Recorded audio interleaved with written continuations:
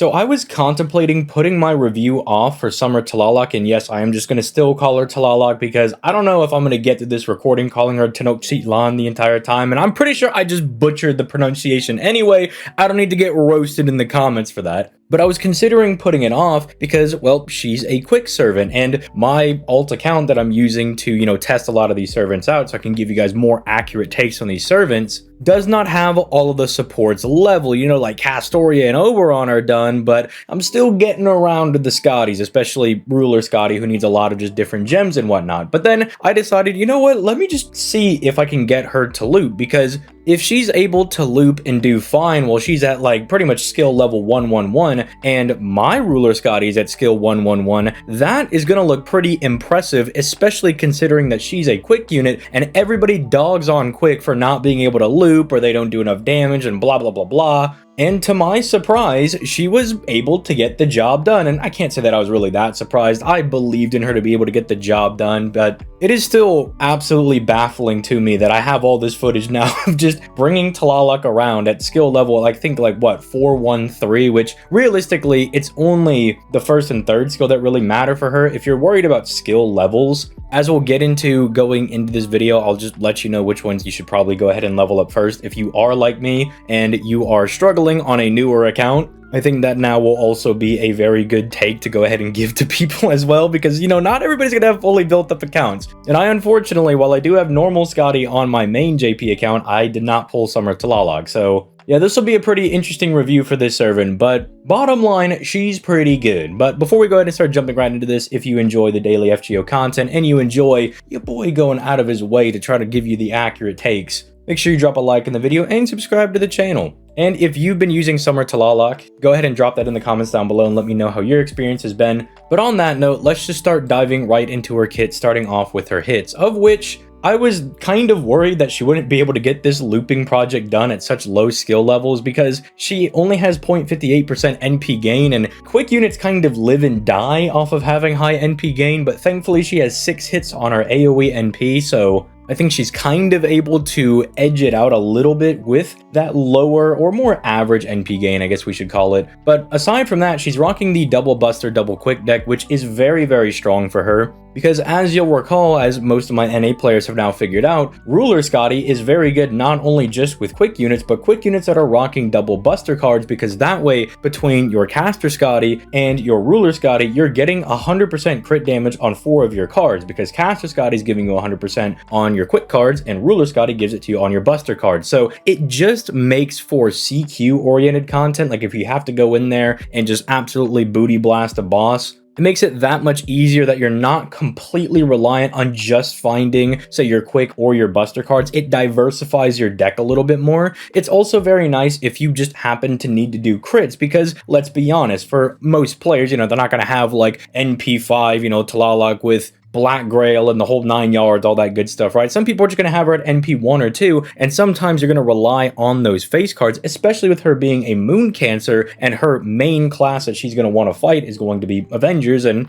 while obviously the current event on JP features a lot of Avengers because they want to help these new Moon Cancer servants out and make them look really good, it's not as though we fight Avengers in every single event. So being able to get those nasty crits on this type of deck is also very, very nice. She does have a bit of a couple of unique passives that I would like to mention over here. She does have Waterside Business A+, that if you are on a waterside battlefield, she's going to be gaining an additional 20% crit damage on top of Capital of the Moon, giving her 5%. So if you go to waterside battlefield, free 25% crit damage, it's not bad. We take that for free. It means your quick and buster cards, as long as you're using her with Ruler and Caster Scotty, are going to be hitting for 125% total crit damage just based on your Scotty support and her passive skills alone. And then, she's also getting a small additional quick buff, which, we always take. That's a little bit of extra damage, a little bit of extra NP gain, nothing to really complain about there. But on that note, let's start moving into her skills, starting off with skill 1. And this is why I think I was able to get away with doing this skill level 413 Talalak. The party NP battery that she gives as the first effect here is set at 20%. This kind of ties back to the video that I made a couple of days ago where I was talking about skills you don't have to level. And I think this JP side account that I'm going to be working on for Well, I guess until the heat death of the universe, because, I like using this account. I like being able to show off units that I can't show off on my main account. But one of the issues is going to be leveling up skills and stuff, because everybody knows starting off in FGO can be a little bit rough. So having skills like this are very, very nice. Not just from a gameplay perspective, but also from a convenience perspective. But if you do decide to go ahead and level up the skill, which you should, make sure you do level up your skills. Again, this is more of a fun experiment than anything. You really should still go through and level these up, though. You'll also get 1000 HP every single turn for 3 turns for the entire party, and you'll give the entire party a 20% attack buff for 3 turns, all on a 6-turn cooldown. So functionally, this is her charisma skill. Charismas, if you're kind of newer, are just the general thing that you refer to as a party-wide attack buff that gives you about 20% attack nowadays. And usually they are tacked on with bonus effects, and the bonus effects being 20% battery for everybody and 1k HP regen. That's not only really good for challenge quests, but if you need to do some type of multi-core setup where you need an additional, say, single target servant to clear one of the waves that maybe Tlaloc can't clear, because maybe it's like one large 500k enemy that she can't beat, being able to offer the attack buff and the 20% battery is just good. And I'm really excited to be able to take her into other challenge quests and other just farming nodes to really see how far I can stretch the dollar per se on this unit. Now, she does have a little bit of a demerit over here where she's going to be giving the entire enemy party 10% attack for 3 turns. Probably shouldn't matter all that much, because you're not going to be getting hit if you're doing farming nodes. I mean, you shouldn't be getting hit. You should be 3-turning it ideally. If you're going into challenge quests, yeah, this might be a bit annoying, but how Quick likes to do their challenge quests is they like to pretty much effectively 3-turn everything, because once your skill buffs run out, you're pretty much just sitting there exposed, and the enemy's just going to take complete advantage of you. They're going to blow you up. So ideally, Quick likes to end the fights in 3 turns, so it shouldn't really be that big of a deal. I mean, taking the extra 10% attack, you should be blitzing through the fight anyway.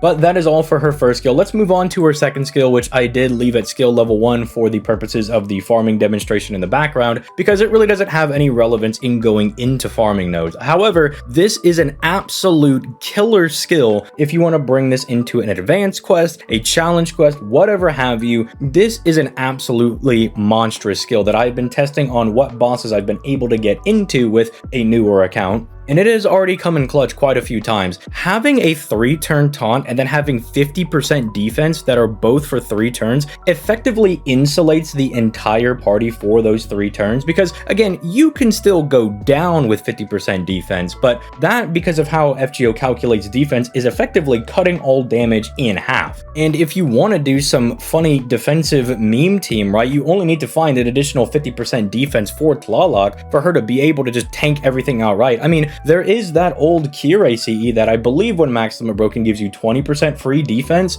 That, in conjunction with this second skill, already puts you at 70% defense, and there is a free-to-play servant that you get at the very beginning of the game that can provide you with that additional 30% defense as well. So if you need somebody to effectively lock down 3 turns of a fight, Tlaloc should easily be able to do that. Now, I don't know why you would want to do something like that, or I don't know why you would need to do that.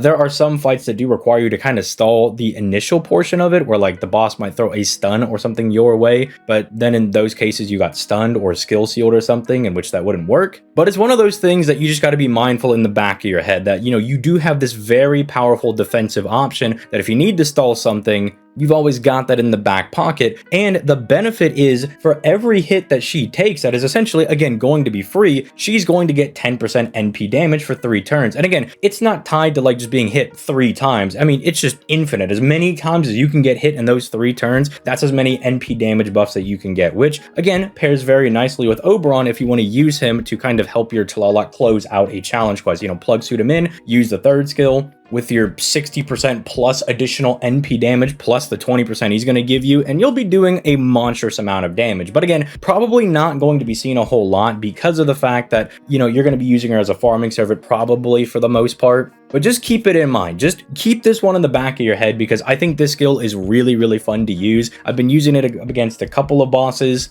And while I do feel that there are more effective things that I could be doing in those fights, it is just really fun being able to face tank a bunch of attacks. Finally, there's her third skill, which I would argue is the most important one for her farming abilities. If you're wondering which one to level up first, this is definitely going to be the one, because this is the one that gives you the quick buff. It's going to be giving you 30% quick and buster for 3 turns on a 6-turn cooldown, evasion for 1 turn, and if you have her in her third ascension, because only her third ascension counts as a bunny servant, she will get an additional 30% crit damage, which again, keep in mind, she had that 25% from her passive, so 55% crit damage for absolutely doing nothing. I mean, aside from just keeping her in the third ascension, and then reducing the skill cooldown of all your bunny servant allies by 1, that's pretty good because that will include her. Now, again, I don't like this a little bit because I prefer her first and second ascension a bit to the third one, and it kind of feels like you're pigeonholed into using her for that. But you'll notice for the farming, I use her in the first and second ascension because there's no point to using this for farming. I mean, sure, with the most recent, like a pen skill thing where you can get 3 turns off of one of your skills, maybe you can abuse this in some way.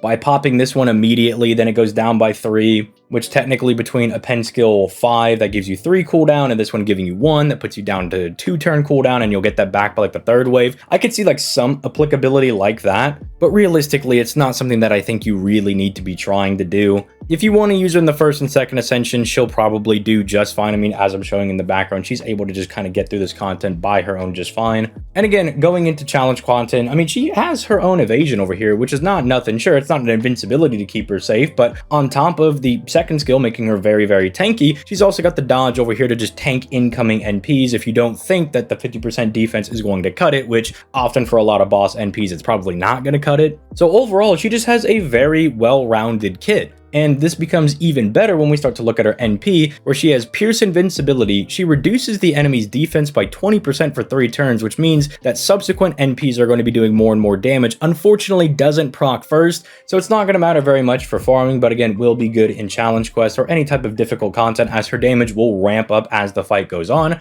However, for farming and for challenge quests, she is giving herself a 20% NP damage buff that does proc first. I mean, I don't see why it wouldn't proc first. It would kind of be useless if it didn't proc first, to be honest. But that'll give her just a little bit of extra damage. And unfortunately, the one stinker thing on here is the super large power mod. If you've ever used Arthur, you know this power mod is not super great. I mean, sure, when you find an enemy that you can use this against, by all means, you know, rip and tear through them. But unfortunately, super large enemies are a little few and far between. But I understand that, you know, they wanted to do something, you know, she's absolutely massive. She's got the giant Gundam mech. Let's give her something a little bit more fun. And they made the rest of her kit fairly good and generic, so I can't fault them too much for giving her a weird power mod, and it does spice things up a little bit instead of just giving her Earth or Man, you know, one of the generic-y power mods. So I get it, but, you know, it is just gonna kind of hurt her in the long run, just having a power mod that you're not really procking all the time. But hey, again, when you do get it, it'll be fine.